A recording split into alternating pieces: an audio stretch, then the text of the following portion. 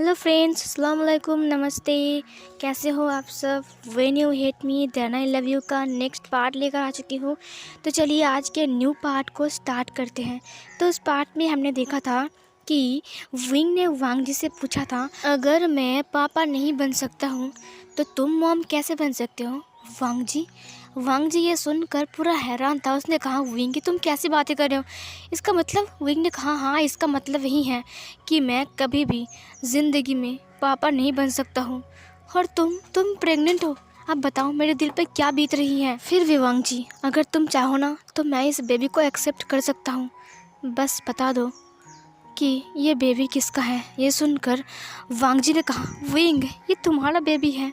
मैं तुम्हारे अलावा किसी की तरफ भी नहीं देखा। तुम ऐसे कैसे बोल सकते हो विंग? तुम्हें क्या हो गया है, मुझे बताओ।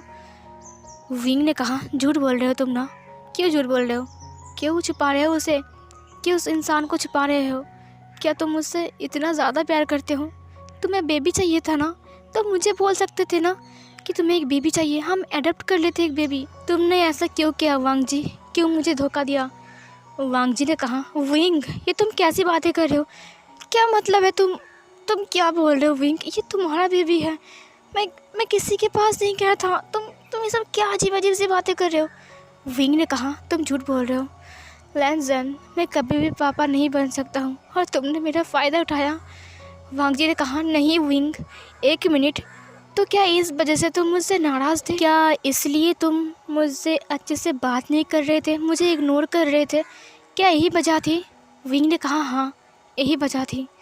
वांग जी ने कहा, तो तुम्हें विश्वास नहीं होता ना कि ये बेबी तुम्हारा है? ठीक है विंग, चलो डीएनए टेस्ट करते हैं, तो पता चल जाएगा ना कि ये बेबी तुम्हारा है।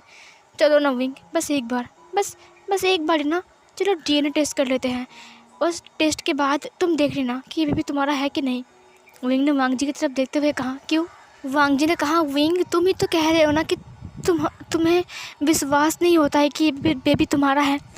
बेबी तुम्हारा ही है। चलो ना हम डीएनए टेस्ट करवा लेते हैं। विंग चिल्लाते हुए कहा, ओह अच्छा, वाह क्या प्लान है। एक मिनट रुको, मैं टेस्ट करने जाऊंगा डीएनए और उसके बाद तुम रिपोर्ट्स को चेंज कर दोगे और ये प्रूफ करोगे ना कि ये बेबी मेरा है। ये सुनकर वांग जी ने कहा, विंग मैं ऐसा क्यों करूँगा? विंग ने कहा, लिसन टू मी, मुझे कोई डीएनए टेस्ट वेस्ट नहीं करवाना है। तुमने मुझे धोखा दिया है। इधर विंग की चिल्लाने वाली वॉइस सुनकर मैडम यू ने जियांग फेंगमियान, जियांग चैंग और हमारे वेन किंग और ओलिविया को भी कॉल किया था कि विंग चिल्ला रहा है, लगता है उन दोनों के बीच कुछ हुआ है, तुम लोग अभी जल्दी के जल्दी आओ। ओलिविया को पता चल गया था कि असल में क्या हुआ है, इसीलिए वो ये सब नाटक देखने के लिए जल्दी से जल्दी आ जाता है। वेन किंग भी आ गई थी। वेन किंग को पता नहीं था कि असल में हुआ क्या है। वो लोग रास्ते में थे। जियांग फेंगमियान भी आ रहा था और जियांग चैंग से चैन को लेकर आ रहा था, क्योंकि उसे विंग को लेकर बहुत ज़्यादा टेंशन हो रहा था। विंग ने वांग जी से कहा, सच बताओ किसका है ये बेबी? क्यों धोखा दिया मुझे तुमने? मैंने क्या किया था? वांग जी रोने लगा। वांग जी ने कहा, विंग तुम कितने गंदे हो। और फिर ये बोलकर वांग जी उस रूम से बाहर आ गया। वांग जी जाकर मैडम यू को हग कर लेती है और वांग जी ज़ोर ज़ोर से रोने लगा। मैडम यू ने वांग जी के बालों को सहलाते हुए कहा, क्या हुआ है बेटा, क्या हुआ है, तुम क्यों रो रहे हो? वांग जी ने कहा, मॉम देखो ना, मॉम विंग क्या बोल रहा है, मुझे अच्छा नहीं लग रहा है मॉम। उसने कहा कि ये बेबी उसका नहीं है। ये सुनने के बाद मैडम यू ने कहा, विंग ये कैसे बिहेव है? विंग नीचे आ रहा था। विंग के हाथ में एक कागज़ था। विंग की आंखों में आंसू थे। विंग ने कहा, जो सच है मैंने वही बताया है, इनसे पूछो ना सच क्या है। मैडम यू ने कहा, विंग हुआ क्या है? इसी वक्त जियांग फेंगमियान, जियांग चैंग और ओलिविया और वेन किंग भी आ गई थी। वेन किंग जब अंदर आए तब विंग बहुत चिल्ला रहा था वांग जी के ऊपर। वेन किंग विंग के हाथ को पकड़ लेता। उसने कहा, विंग क्या हुआ है, तुम इतना चिल्ला क्यों रहे हो? ओलिविया अंदर आती है। उसने एक इवल स्माइल के साथ कहा, उफ नाटक शुरू हो गया है, मैंने मिस कर दिया यार पहले से। विंग ने वेन किंग से कहा, क्या नहीं हुआ है, पूछो इससे, इस ओमेगा से पूछो। ये सुनकर वांग जी ने कहा, विंग ने कहा, वांग जी सच बताओ, देखो मैं नहीं चाहता हूँ कि सब कुछ सबको पता चले। और तुम लोगों को किसने बुलाया? मैडम यू ने कहा, मैंने बुलाया है। विंग ने कहा, मॉम मैं एक बात कहना चाहता हूँ, आप इससे पूछो कि इसने मुझे धोखा क्यों दिया। क्या किया था मैंने? क्या मेरा प्यार का कोई मायने नहीं है? क्या ये मुझे कभी प्यार ही नहीं किया? ये सुनने के बाद मैडम यू ने कहा, क्या हुआ है बेटा? क्या वांगजी ने कुछ किया है? क्या तुम उससे नाराज़ हो? क्या तुम खुश नहीं हो? तुम्हें पता है ना कि वांगजी की हालत कैसी है। तुम्हें तो खुश होना चाहिए कि वो तुम्हें एक बेबी दे रहा है, वो प्रेग्नेंट है। तुम्हें तो खुश होना चाहिए ना। विंग ने कहा, हाँ मैं ज़रूर खुश होता, मैं बहुत खुश होता, मैं नाचता गाता, मैं इसे सिर पर बिठा के रखता जब ये बेबी मेरा होता। ये सुनकर मैडम यू ने कहा, विंग विंग ने कहा, हाँ मॉम, ये सच है। वांगजी ने मुझे धोखा दिया। मैं कभी भी पापा नहीं बन सकता हूँ। उसे पूछो ना, अगर मैं कभी भी पापा नहीं बन सकता हूँ तो फिर ये मॉम कैसे बन सकता है। ये सुनकर मैडम यू ने कहा, विंग शांत हो जाओ, कोई गलतफहमी हुई है तुम्हें। क्या बात है बेटा? विंग ने कहा, कोई गलतफहमी नहीं हुई है मॉम, ये सच है। मैं पापा नहीं बन सकता हूँ, कभी भी नहीं बन सकता हूँ। वैनकिंग ने कहा, विंग तुम ऐसे कैसे बोल सकते हो? विंग ने कहा, मैंने मेरे रिपोर्ट्स देखा है वैनकिंग, इसीलिए मैं बोल रहा हूँ कि मैं कभी भी फादर नहीं बन सकता हूँ। ये सुनने के बाद वैनकिंग ने कहा, मुझे दिखाओ वो रिपोर्ट्स। वैनकिंग ने उस रिपोर्ट्स को अपने हाथ में लिया और फिर वैनकिंग देखने लगी। मैडम यू ने कहा, क्या हुआ है? वैनकिंग चुप थी। वैनकिंग बिल्कुल साइलेंट हो गई थी। वैनकिंग की ये चुप्पी देखकर मैडम यू ने कहा, क्या हुआ है बेटा? बताओ मुझे, क्या हुआ है? क्या प्रॉब्लम है रिपोर्ट्स में? वैनकिंग ने मैडम यू की तरफ वो रिपोर्ट बढ़ा दिया। उसने कहा, फिर वांगजी ने कहा, क्या लिखा है रिपोर्ट्स में? क्या क्या यही लिखा है कि वो कभी डैड नहीं बन सकता है? वैनकिंग ने अपने सिर को हाँ में हिलाया। उसने कहा, हाँ विंग, तुमने सच कहा, यहाँ पर लिखा हुआ है, लेकिन हो भी सकता है ना कि रिपोर्ट्स गलत है। विंग ने कहा, रिपोर्ट्स गलत है, मैंने 2 बार करवाया, क्या 2 बार ही गलत आएगा वैनकिंग? वैनकिंग चुप हो गई। वांगजी ने कहा, मेरा विश्वास करो विंग, ये बेबी तुम्हारा है, मैं सच कह रहा हूँ। विंग ने कहा, तुम झूठ बोल रहे हो। मैडम यू ने उस रिपोर्ट को अपने हाथ में लिया। विंग ने कहा, मॉम देखा आपने, देखा ना ये रिपोर्ट्स, ये ओमेगा झूठ बोल रही है, इसने मुझे धोखा दिया है। और तो ये बता भी नहीं रही है। वांगजी बताओ कि ये बच्चा किसका है। और फिर वांगजी की दोनों शोल्डर को पकड़कर विंग जोर जोर से हिलाने लगा, लेकिन वांगजी बिल्कुल स्पीचलेस हो गया था। वो चुपचाप खड़ा था, जैसे कि वो एक जिंदा लाश बन गया है। वांगजी बस विंग की तरफ देख रहा था, उसकी आंखों से बहते हुए आंसू नीचे गिर रहे थे। मैडम यू ये सब देख कर पूरा गुस्से में आ गई थी। विंग ने कहा, बताओ वांगजी, क्यों चुप हो? बताओ ना, सच्चाई बता दो कि तुम्हारे पेट में जो बच्चा है वो किसका है। बताओ, मुझे जानना है, उस कमीने के नाम जानना है मुझे। बताओ वांगजी, बता दो। वांगजी बताओ, तुम्हें बताना ही होगा। मैडम यू ने कहा, विंग सॉर्ट ऑफ। विंग ने कहा, मॉम आप मुझे बोल रहे हो और इसको आप कुछ भी नहीं बोल रहे हो? आपने रिपोर्ट्स देखा? मैं कभी फादर नहीं बन सकता हूँ, कभी भी नहीं बन सकता हूँ। और ये किसी दूसरे के बच्चे को अपने पेट में। और तभी मैडम यू ने विंग को एक कस के थप्पड़ मारा। उसने कहा, चुप हो जाओ, अपने गंदे ज़बान को ज़रा लगाम दो। तुम कैसी बातें कर रहे हैं अपनी वाइफ के बारे में? विंग ने कहा, मॉम क्या आपने रिपोर्ट्स नहीं देखा? इस कागज़ पे क्या लिखा है आपने नहीं देखा? मैडम यू ने उस कागज़ को फाड़ दिया, मतलब कि रिपोर्ट को फाड़ दिया और उसने हवा में फेंक दिया। उसने कहा, मैं इंसान पर विश्वास करता हूँ, किसी कागज़ पर नहीं। और ये बोलकर उसने उस टुकड़े को हवा में फेंक दिया और वो टुकड़े एक एक करके नीचे आने लगे। विंग ने ताली बजाते हुए कहा, वाह वाह वाह वाह, ये हो आप मेरी मॉम। ओह सॉरी, आप तो मेरी मॉम ही नहीं हो, मैं तो भूल गया। मैडम यू तुरंत विंग की तरफ देखते हुए कहा, क्या मतलब है तुम्हारा? विंग ने कहा, मैं जानता हूँ कि मैं आपका खुद का बेटा नहीं हूँ, आपने मुझे अडॉप्ट किया था। ये सुनकर मैडम यू ने कहा, विंग ने कहा, आप इसलिए इस ओमेगा के साथ हो ना क्योंकि ये आपकी फैमिली का एक नया मेंबर ला रहा है। आपको एक बच्चा चाहिए ना, ताकि वो आपकी फैमिली को संभाल सके, अपनी कंपनी को संभाल सके। आप कितनी मतलबी हो मॉम, आपने आपका बेटे के साथ छोड़ दिया। उफ, मैं तो भूल ही गया, मैं तो आपका बेटा हूँ ही नहीं, बल्कि आपने तो मुझे बस अडॉप्ट किया था, आपने मुझे बस यूज़ किया है। मैडम यू ये सुनकर उसकी आंखों में आंसू आ गए। उन्होंने कहा, विंग तुमने क्या कहा अभी? तुम्हें किसने कहा कि मैं तुम्हारी मॉम नहीं हूँ?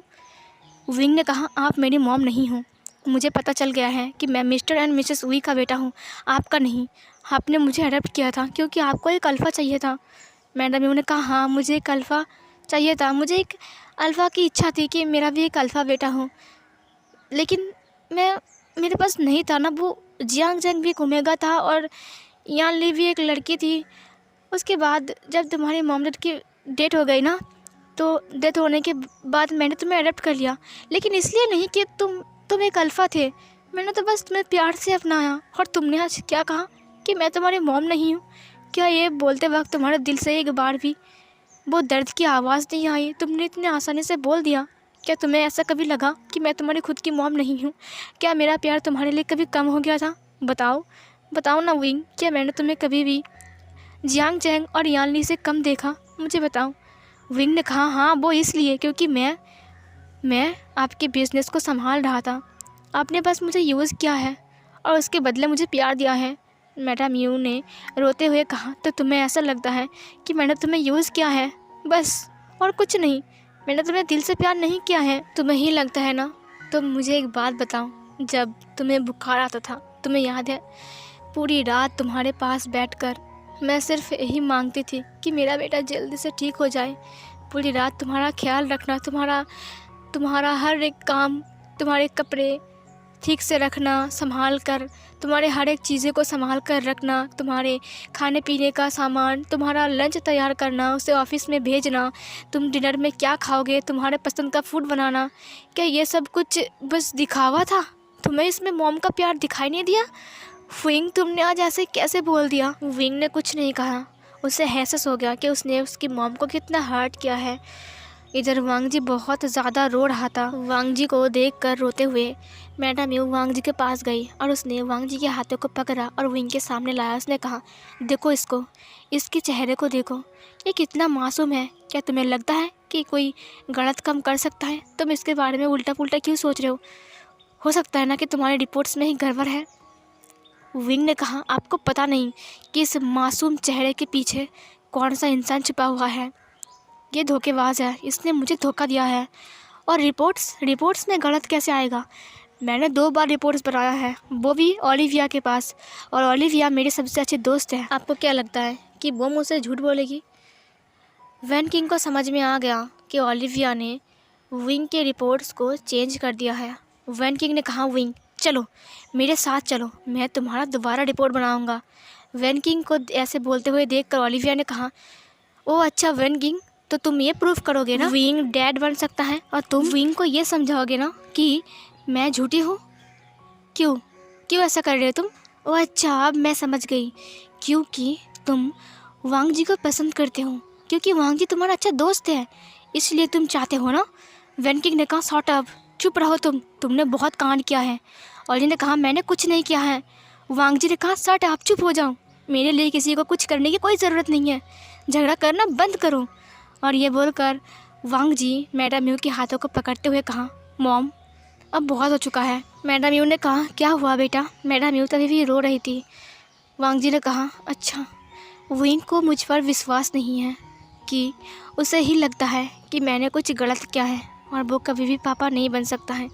जहाँ पर विश्वास नहीं है वहाँ पर मैं नहीं रह सकता हूँ। मॉम, उसे विश्वास नहीं है ना कि मेरे पेट में जो बच्चा है वो उसका है, सो मुझे अब यहाँ पर नहीं रहना है, इसीलिए मैं ये घर छोड़कर जा रहा हूँ।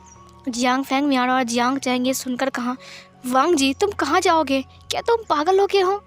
वांग जी ने कहा, पागल तो मैं हूँ जो बस यही सोचती थी कि मुझ पर सबसे ज़्यादा भरोसा विंग करता है, सबसे ज़्यादा प्यार विंग करता है। विंग ये सुनकर वांग जी की तरफ देखता है। विंग की आंखों में आंसू आ गए। विंग ने कहा, तुम कहाँ जाओगे? वांग जी ने कहा, मुझे पता नहीं, लेकिन मैं जाऊँगा, अब और नहीं, मैं यहाँ पर और सहन नहीं कर सकता हूँ। और फिर ये बोलकर वांग जी रोते हुए घर से बाहर चली गई। वैन किंग ने कहा, विंग तुम एक दिन बहुत पछताओगे, देखना तुम खुद आओगे वांग जी के पास और उसकी पैर पकड़ कर माफ़ी मांगोगे। मेरी ये बात हमेशा याद रखना विंग, तुम्हें एक दिन आना ही पड़ेगा, जिस दिन तुम्हारी आंखों के सामने से ये पट्टी हट जाएगी ना कि तुम्हें कोई धोखा दे रहा है और वो कौन है, उस दिन तुम खुद आओगे वांग जी के पास। और आई होप कि वो दिन बहुत जल्द आने वाला है, हो सके तो मैं उसे लाऊंगा। और फिर ये बोलकर वैन किंग वांग जी के पीछे पीछे चला गया। वांग जी रोते हुए बाहर आ जाता है और वो बहुत ज़्यादा रोने लगा। वांग जी बहुत रो रहा था। वैन किंग उसके पास आती है। वैन किंग ने कहा, वांग जी तुम रो रहे हो? वाह, तुम्हें रोने के अलावा और कुछ आता ही क्या? वांग जी ने कहा, मैं क्या करूं? वैन किंग ने कहा, तुम्हें स्ट्रॉन्ग बनना पड़ेगा, अब तुम अकेले नहीं हो, तुम्हारे साथ एक और जान है, तुम खुद का ध्यान रखोगे, मेरे साथ चलो। वांग जी ने कहा नहीं। वैन किंग ने कहा तुम कहाँ जाओगे? वांग जी ने कहा पता नहीं कहाँ जाऊँगा, लेकिन कहीं चला जाऊँगा, मुझे अब यहाँ पर नहीं रहना है। वैन किंग ने कहा वांग जी देखो, मेरा एक भाई है, उसका नाम वैनिंग है, उसका एक कैफ़े है, वो कैफ़े में काम करता है और वो गांव के साइड रहता है। मतलब कि गांव और शहर के बीच में जो स्कूल है ना, वो जो बहुत बड़ा सा स्कूल है ना, उस स्कूल के सामने ही उसका कैफ़े है। तुम चाहो तो वहाँ पर रह सकते हो, वहाँ पर घर भी है, मेरे साथ चलो। वांग जी ने कहा नहीं, मैं किसी के ऊपर बोझ नहीं बनना चाहता हूँ। वैन किंग ने कहा बोझ? तुम बोझ क्यों बनोगे पागल? वहाँ पर एक कैफ़े है और एक बेकरी भी है, तुम चाहो तो किसी पर भी काम कर सकते हो, दोनों ही मेरे भाई का है। वांग जी ने कहा क्या सच में? वैन किंग ने कहा हाँ, तुम खुद कमाओगे और खुद चलाओगे, अब मैं तुम्हारा थोड़ा सा बस हेल्प करूँगा, है ना। वैन किंग ने कहा उठो वांग जी, तुम्हें स्ट्रांग होना पड़ेगा और हमें ये प्रूफ करना पड़ेगा कि सब कुछ झूठ है। उसने वांग जी को ओलिविया के बारे में सब कुछ बता दिया और उसने कहा कि सब कुछ ओलिविया ने किया है। वो लोग तब गाड़ी में थे। वांग जी को जब पता चला कि ओलिविया ने ये सब कुछ किया है तो वांग जी को गुस्सा भी आया और बहुत ज़्यादा दुख भी पहुंचा कि इसने ओलिविया के ऊपर कितना बिलीव किया था और ओलिविया ऐसे निकलेगी उसने कभी सोची भी नहीं थी। वांग जी ने खुद को संभाला, उसने कहा मुझे जीना होगा, मुझे मेरे बच्चे के लिए जीना होगा, मेरे पास एक वही तो है ना, बस मैं चाहता हूँ कि ये दुनिया में आए और मैं विंग को दिखा दूँगा कि मैं अकेला ही इस बच्चे को बड़ा कर सकता हूँ, मुझे उसकी कोई ज़रूरत नहीं है। वैन किंग ने कहा हाँ मुझे पता है कि तुम बहुत स्ट्रांग हो, चलो अब चलते हैं। फिर वो लोग बहुत जल्द वैनिंग के हाउस में पहुँच जाते हैं। वैनिंग को पहले से ही फ़ोन में वैन किंग ने बता दिया था कि वो वहाँ पर आ रहा है अपने एक दोस्त के साथ, इसीलिए वैनिंग ने सब कुछ तैयारी करके ही रखा था। फिर वांग जी वहाँ पर आता है और वांग जी वहाँ पर बहुत ही अच्छे से रहने लगा। और फिर यहीं पर ही टाइम स्किप हो जाती है। टाइम स्किप होकर हमें 8-9 महीने की टाइम दिखाया जाता है, जहाँ पर वांग जी बेंच के ऊपर बैठा हुआ था। दरअसल वो हॉस्पिटल से घर आ रहा था और आते आते ही ना उसके लेबर पेन स्टार्ट हो गई थी, जिसकी वजह से वो एक बेंच के ऊपर बैठ गया था। उसका पेट गोलू मोलू जैसा फूल गया था। वहाँ से विंग अपनी गाड़ी को लेकर जा रहा था और उसने खिड़की से वांग जी को देखा, जो कि एक बेंच के ऊपर बैठा हुआ था और वो रो रहा था। विंग वांग जी को इस हालत में देखकर उससे रहा नहीं गया, वो जल्दी से वांग जी के पास गया। उसने कहा लंजा तुम्हें क्या हुआ है, क्या हुआ है लंजा? और उसने लान वांग जी के हाथों को पकड़ लिया।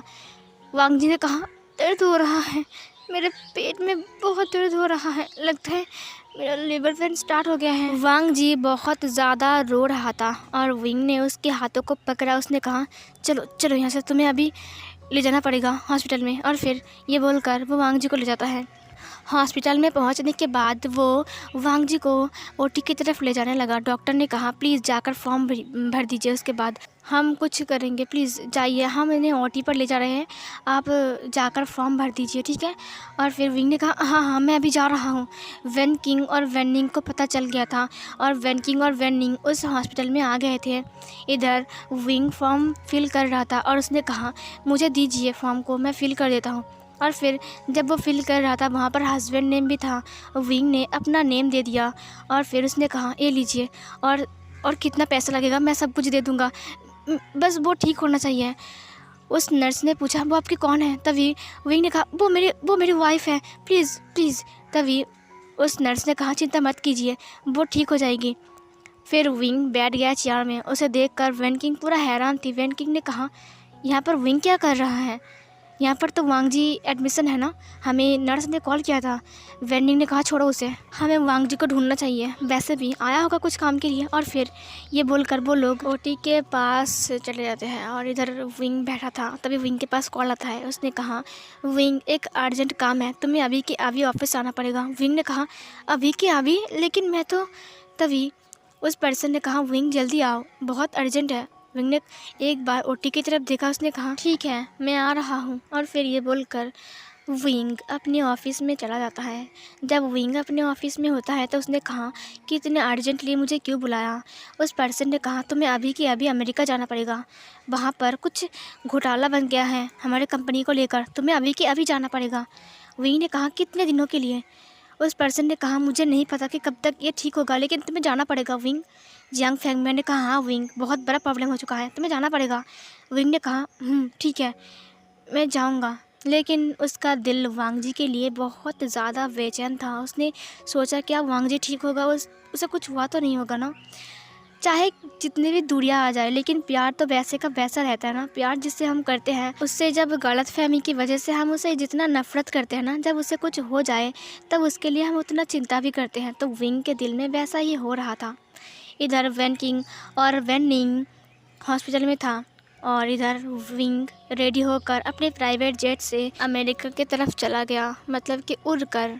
इधर वांग जी ने 2 बेबी को बर्थ दिया। 2 ही अल्फ़ा थे। वांग जी ने ट्विंस बेबी को बर्थ दिया और ये सुनकर हमारे वेन किंग और वेन निंग तो बहुत खुश थे। मैडम यू को जब पता चला ना, वो दौड़कर हॉस्पिटल में आ गई वांग जी को देखने के लिए।